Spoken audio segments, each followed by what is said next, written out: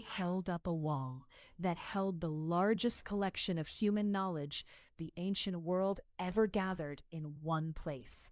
Scrolls by the hundreds of thousands, every idea anyone thought was worth writing down. And I watched almost all of it disappear, not in one dramatic fire like the stories say, but slowly, in pieces, over centuries, until barely anyone noticed it was gone. I was made around 280 BC in the city of Alexandria, Egypt, a city built by Alexander the Great and ruled after his death by his general Ptolemy. Ptolemy had an unusual ambition, not just to rule a kingdom, but to collect every piece of knowledge that existed in the known world. So he built a library unlike anything before it, and I was one of thousands of bricks laid into its walls. Inside those walls were scrolls on mathematics, astronomy, medicine, poetry, philosophy, history, gathered from Greece, Egypt, Persia, India, and beyond. Ptolemy's collectors were relentless. Ships arriving in Alexandria's harbor were searched, and any scrolls found on board were copied. Sometimes the copies were returned and the originals kept. At its peak, historians estimate the library held somewhere between 200,000 and 700,000 scrolls. No one had ever gathered this much human thought in a single building.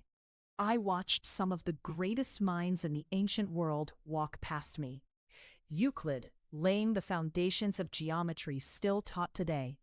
Eratosthenes, calculating the size of the earth using nothing but shadows and sticks, with startling accuracy. This wasn't just a building full of scrolls. It was a place where people were paid by the state simply to think, to study, to argue, and to discover. I stood there for centuries, listening to some of the most important ideas in human history being spoken out loud for the very first time. People love a story about a single dramatic fire.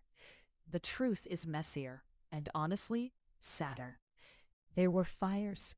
Julius Caesar's forces accidentally burned part of the library during a conflict in 48 BC. But the library didn't vanish in one moment. It faded. Funding was cut. Scholars left. Sections closed. Political instability, changing rulers, neglect, piece by piece, century by century, the collection shrank.